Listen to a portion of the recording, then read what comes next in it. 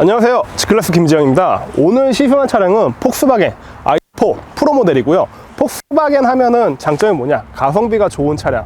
그래서 이 녀석의 신차 가격이 얼마냐? 5,990만 원입니다. 신차 가격이 조금 비싸다라고 하실 수도 있기는 한데, 이 모델 같은 경우 현재 전기차 보조금 그리고 폭스바겐 프로모션이 적용이 안 된 금액이에요. 전기차 보조금이랑 이제 폭스바겐 프로모션 같은 경우 매달 조금씩 변동이 되긴 하지만 평균값으로 따져보면 대략 1,200에서 1,400만 원 정도. 그렇게 되면 이 차의 신차 가격은 4천만 원 중후반이 되겠죠. 이 모델의 대표적인 경쟁 모델 같은 경우는 현대자동차 아이오닉5, 기아자동차 EV6가 있고 테슬라의 모델 Y가 있는데, 테슬라 모델 Y 같은 경우는 신차 가격이 5,499만 원. 이 녀석이 신차 가격은 더 비싸지만 모델 Y 같은 경우는 프로모션이 잘 없죠. 국산차 중에서는 가장 대표적인 모델이 아이오닉5랑 EV6가 있다고 말씀드렸는데, 아이오닉5 같은 경우는 신차 가격이 5,698만 원, 그리고 EV6 같은 건 5,540만 원. 신차 가격으로는 요 녀석이 좀 더 높긴 한데 얘는 풀옵션 기준이고, 국산차 같은 경우는 대개 이제 아까 말씀드린 신차 가격에서 500에서 600, 크게는 한 1,000만 원 정도까지는 올라가요. 근데 좀 한 가지 아쉬운 점은 요 놈은 좀 드럼 브레이크가 적용돼 있고, 국산차 같은 경우는 편의 사양이 요 녀석보다는 조금 더 좋다, 이런 게 좀 장점일 수도 있겠죠. ID4 같은 경우는 중국 시장을 제외하고는 글로벌 판매량은 25만 대, 지난해 판매량이다 보니까 어느 정도 좀 검증이 돼 있는 차량이다, 이렇게 보시면 좀 좋을 것 같아요. 차량 보시면 딱 도시명 SUV처럼 너무 크지도 너무 작지도 않고 컴팩트한 디자인으로 딱 나왔어요. 이 차 같은 경우 많이들 비교하시는 게 기아자동차 EV6인데 실제로 제원상으로는 큰 차이가 없어요. ID4를 잘 못 보셨던 분들은 EV6랑 좀 비슷한 사이즈다, 이렇게 생각하시면 좋을 것 같아요. 트렁크도 한번 볼게요. 일단은 파워 트렁크는 기본으로 들어가 있어요. 도시명 SUV로 사용하기에 딱 좀 좋은 사이즈죠. 그래도 파노라믹 글라스가 있다 보니까 캠핑 차박용으로는 매트 깔아놓고 딱 잠자는 용도로만 가능할 것 같아요. 이러면 좀 누워서 밤하늘에 별 보기도 좋겠죠. 그리고 2열과 이쪽에 이런 구멍들이 있는데, 이건 그물망을 설치할 수 있게 하는 건데, SUV 차량이다 보니까 앞으로 짐이 넘어올 수 있는 것을 방지하는 거죠. 별거 아닌 듯한데 참 이런 건 생각지도 못한 아이디어. 사람들이 좀 좋아할 수밖에 없겠죠. 차량 구매하시면 폭스바겐에서 기본으로 주는 거예요.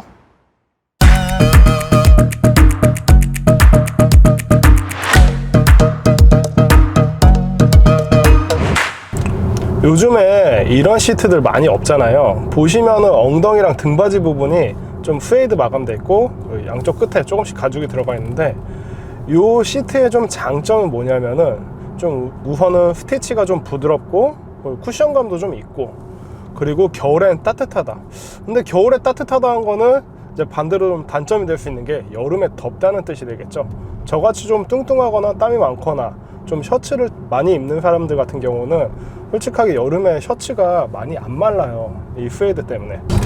저는 쿨링 시트가 없는 차 같은 경우는 여름에 미리 시동을 걸어 놓고 에어컨을 진짜 세게 틀어놔요. 그 다음에 담배 한 대 정도 피고 타는데, 그렇게 되면 그나마 좀 쿨링 시트가 없어도 셔츠 같은데 등 뒤가 조금 시원한 느낌이 있어요. 그리고 이 차량 같은 경우는 출발하실 때 뭐 보편적으로 다들 엔진 스타트 버튼이라든지 그런 게 있잖아요. ID4 같은 경우는 엔진 스타트 버튼이 어디 있나 많이 찾으실 건데, 이 차 같은 경우는 차량 탑승하시고 문 닫으시고 브레이크 페달을 딱 밟고 이렇게 보시면은 이제 앞으로 가는 기어 변속을 해주시면은 바로 차량이 출발을 합니다. 그리고 페달 같은 경우도 우리가 보시면은 뭐 재생 버튼 그리고 일시정지 버튼이 있어가지고 소소한 좀 재미도 좀 줬어요. 기어 부분에 대해서 좀 궁금하신 분들이 많긴 한데, 요즘에 현대자동차에서도 많이들 사용하거든요. 좀 되게 직관적이에요. 내가 앞으로 가고 싶다 그러시면은 이렇게 돌리시면 되고, 후진하고 싶다 그러시면 뒤쪽으로 돌리시면은 바로 차량이 움직입니다. 현재 이 차 같은 경우는 시트 포지션은 좀 보통인데, 아까 저희가 전면에서 영상 찍을 때 보여드렸잖아요. 의외로 이제 본넷이 좀 높이 있거든요. 그러다 보니까 제 생각에는 시트 포지션을 좀 높게 해야지 앞에 뭐 범퍼 부분 그쪽 있는 데가 좀 보여가지고 좀 더 안정적인 운전을 하지 않을까라는 생각은 하고 있습니다. 지금 시승을 하고 있는데 솔직하게 생각보다 조금 저는 좀 편하다는 느낌을 좀 많이 받아요. 이쪽 일단은 저희 하체 부분 쪽이 공간이 워낙 넓다 보니까 이렇게 좀 다리를 움직이는데도 크게 불편함은 없다, 이런 생각이 들고, 또 이 차 같은 경우는 저희가 지난번에 출고했던 제타와 동일한 위치에 메모리 시트가 버튼이 적용되어 있고, 여기 보시면 안마 시트가 버튼이 또 따로 있어요. 좀 궁금하긴 하네요. 쿨링은 빠졌는데 안마가 들어갔다. 뭐 없는 것보다 있는 게 낫고, 그리고 이쪽에 보시면 이게 저희가 장시간 운전하면 좀 힘든데 허벅지 받치는 거, 이게 수동이긴 하지만 운전석이랑 동승석에 모두 들어가 있습니다. 지난 영상에서 저희가 5 시리즈나 E 클래스 시승했던 코스로 동일하게 갈 거예요. 그러니까 차 성능을 조금 더 잘 알아볼 수는 있겠죠. 그리고 요 ID4 같은 경우 클러스터 상당히 귀엽게 놨어요. 다른 차들 같은 경우는 이쪽 대시 안쪽으로 들어갔을 텐데, 이 ID4의 클러스터 같은 경우는 핸들이랑 같이 부착이 되어 있다 보니까 핸들을 위아래로 움직이거나 뭐 앞뒤로 움직일 때 클러스터가 같이 움직여요. 그리고 클러스터에 같이 변속기가 같이 달려 있다 보니까 그 각도에 따라 변속기도 같이 움직이고, 클러스터 보면은 작기는 하지만 엄청 알차게 딱 중요한 기능들만 딱 들어가 있고, 아무래도 클러스터가 이렇게 붙어 있다 보니까 쪽 대시보드 있는 쪽이 전방에 좀 시안성이 좀 더 좋지 않을까라는 생각도 하는데, 대시보드가 여기 조금 올라와 있어요. 이렇게 보면은. 그러다 보니까 시안성이 더 좋다라는 것보다 그냥 그렇다라고 말씀드리는 게 맞는 것 같아요. 폭스바겐하면 좀 전통적으로 좀 올드하다, 그러다 보니까 모든 버튼들이 좀 직관성 있게 이용할 수 있다, 요게 좀 장점인데, ID4 나오면서 약간 좀 물리적인 버튼들이 많이 좀 사라졌어요. 그러다 보니까 좀 이용할 때 아직은 좀 불편하다라고 할 수 있는 게, 에어컨이라든지 뭐를 공조기를 만진다 그래도 무조건 터치 방식으로 되어 있어요. 아무래도 주행 중에는 시야가 디스플레이로 좀 많이 향하다 보니까 안전상에 조금 위험이 있지 않을까, 이런 생각도 해보고, 아까 저희가 출발 전에 저희 제작진이랑 이쪽 디스플레이라든지 공조기 쪽 이렇게 좀 만져봤는데 생각보다 이용하기가 그렇게 좋지는 않아요. 저희가 평균 연령이 좀 높아서 그런가? 아무튼 좀 불편하다는 느낌이 좀 받았고, 뭐 근데 미래지향적으로 가는 디자인이다 보니까 이런 식은 앞으로는 좀 나을 것 같은데, 이게 또 장점이 뭐냐면은 그것 때문에 실내가 디자인이 좀 심플해진다는 거. 근데 반대로 생각하면 심플해질수록 점점 좀 이용하기가 어렵지 않나, 이런 생각도 한번 해봐요. 보시면은 이렇게 운전석에 팔걸이 있는 차, 이거 정말 오랜만에 보거든요. 요즘 나온 차들 같은 경우는 뭐 이제 경차라든지 아니면 예전에 뭐 레조나 카렌스 요런 모델들에 이렇게 팔걸이가 있긴 있었어요. 그러니까 암레스트가 있으면은 조금 더 편하긴 한데, 저는 개인적으로 이 팔걸이 있는 차도 좀 편하긴 하고, 요게 확 갈려요. 암레스트가 있으면은 물론 깔끔하고 팔 걸었을 때 좀 더 좋은 느낌도 있긴 한데, 아무래도 암레스트 안에다가 저희가 짐들을 넣잖아요. 그러다 보니까 주행하면서 좀 볼 땐 좀 위험한 것도 있고, 이렇게 팔걸이가 있는 차들 같은 경우 장점이 이렇게 밑에 공간 활용도가 엄청 넓어져요. 보면은 지금 얼핏 운전하면서 봐도 그냥 생수병 4개 정도 꽂을 수 있을 것 같고, 그 사이에 이제 무선 충전기도 들어가 있고, 저는 개인적으로 이게 조금 더 좋다라는 거는 생각은 드는데, 요렇게 되는 차들이 승용차에는 거진 없고 SUV 차들에 좀 많이 들어가고 있어요. ID4 차량은 모두 다 아신 것처럼 전기차잖아요. 전기차의 가장 중요한 거는 1회 충전에 주행 가는 거리가 최대치가 얼마냐. 요 모델 같은 경우는 400km까지는 가능해요. 그러다 보니까 일주일에 한 번 정도 충전을 해도 충분하게 차량 이용할 수 있겠고, 만약 완속 충전이 가능하신 분들 같은 경우는 뭐 차 이용하시고 집에 들어온 다음에 물려놓고 다음날도 쓰고 또 물려놓고 하다 보면은 이용하시는데 불편한 점은 없으실 거예요. 그리고 요 녀석 같은 경우는 전기차지만 제로백이 8초대예요. 다른 차들 같은 경우 뭐 3초, 4초대 나와가지고 조금 아쉽기는 한데, 그러니까 전기차의 매력은 초반 스타트가 좋은 건데 얘는 좀 굼 뜨는 느낌이 있을 거예요. 그리고 또 한 가지 단점, 최고 속도가 160km라는 거. 뭐 저 같은 경우는 예전에 폐차 사고가 있다 보니까 뭐 130km 정도 이렇게 밟고 다니는 경우도 정말 드물어요. 그러다 보니까 저는 개인적으로 뭐 너무 안 좋다, 좋다도 아니고 좀 보편적으로 딱 가운데 보통적으로는 괜찮다, 저 같은 사람이 이용하기엔 괜찮은 것 같아요. 근데 만약에 조금 더 빠르고 스피드한 걸 원하신다 그러신 분들은 고려하셔야 되는 차량입니다. 그리고 이 차 같은 경우는 드럼 브레이크가 장착되어 있다고 아까도 한번 말씀드렸잖아요.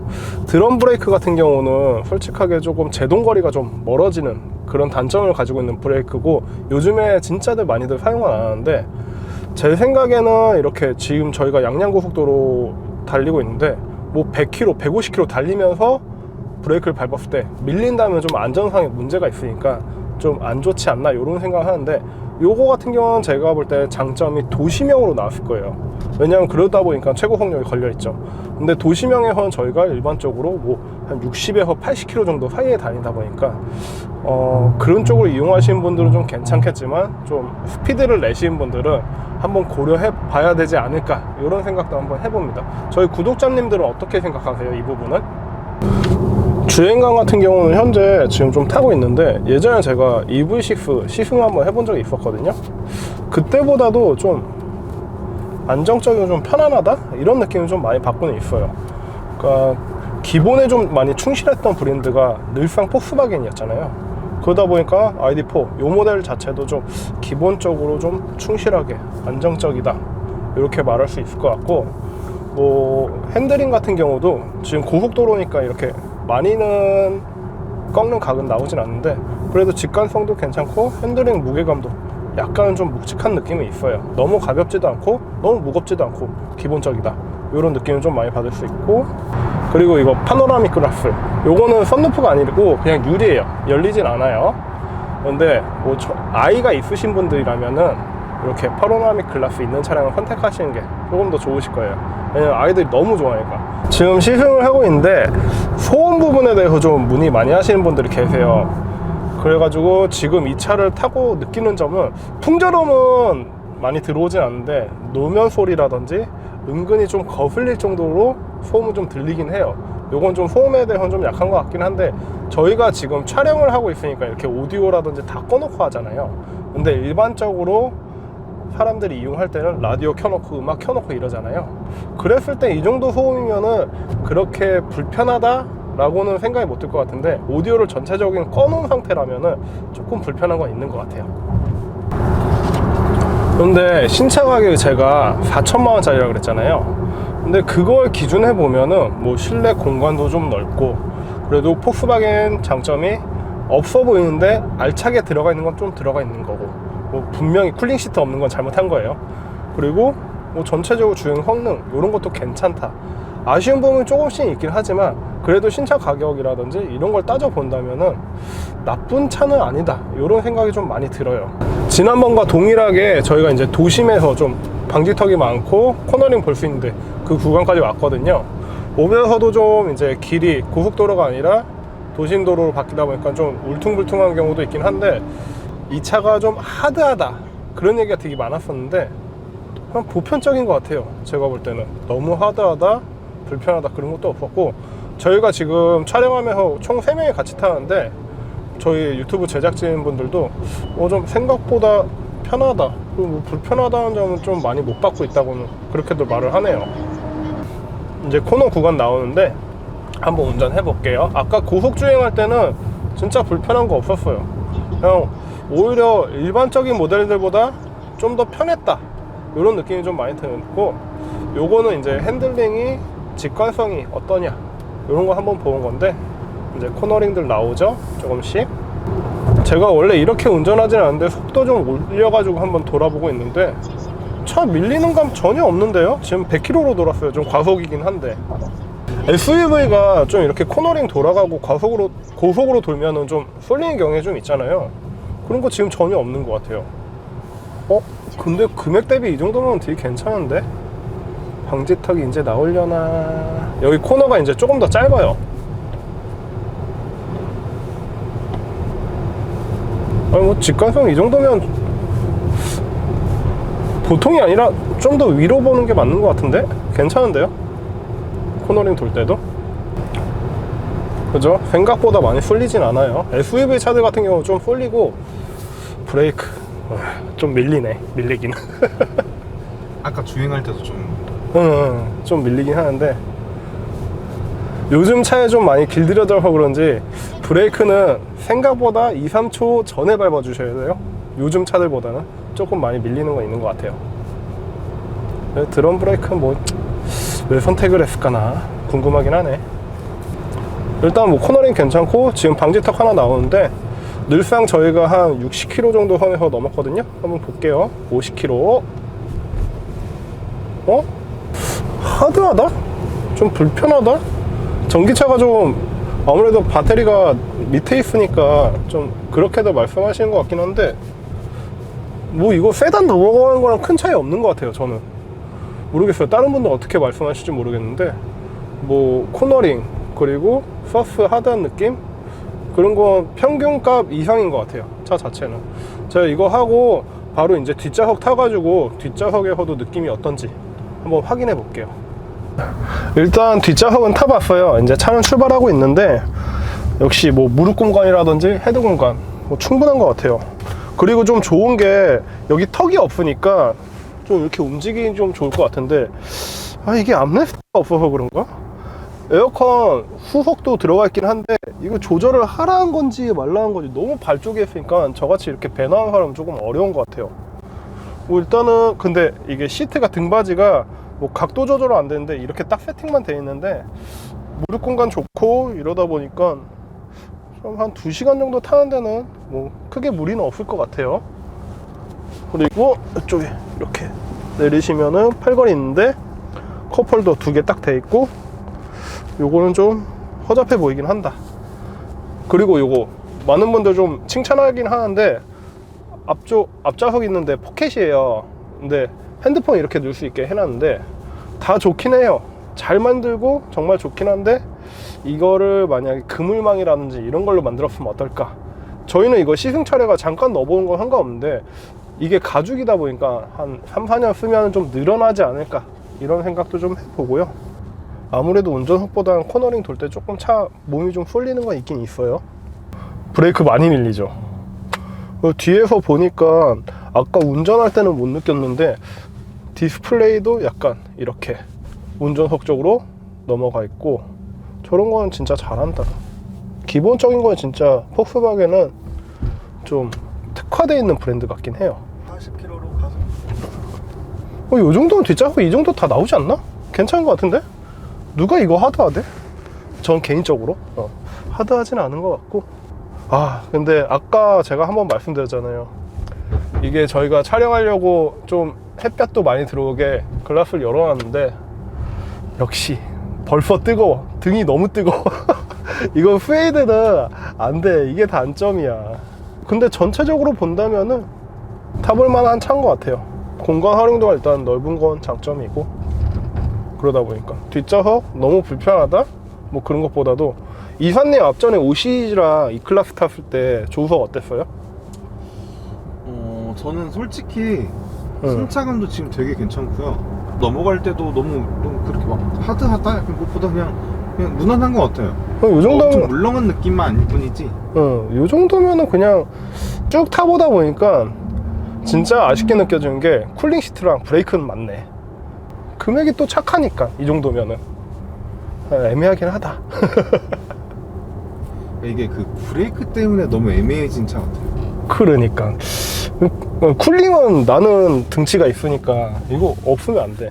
시승은 여기까지 하는 걸로 하고, 이따가 저희가 주차장 도착해가지고 마무리 인사드리겠습니다. 간단하게 ID4 장기 렌트 계약 조건 한번 확인해 볼게요. 계약 기간 36개월, 48개월 받고, 연간 주행거리 10,000km, 그리고 보증금 30%, 각각 월 대여료는 60만원 중반대, 초반대 이렇게 나오고 VAT 포함 가격입니다.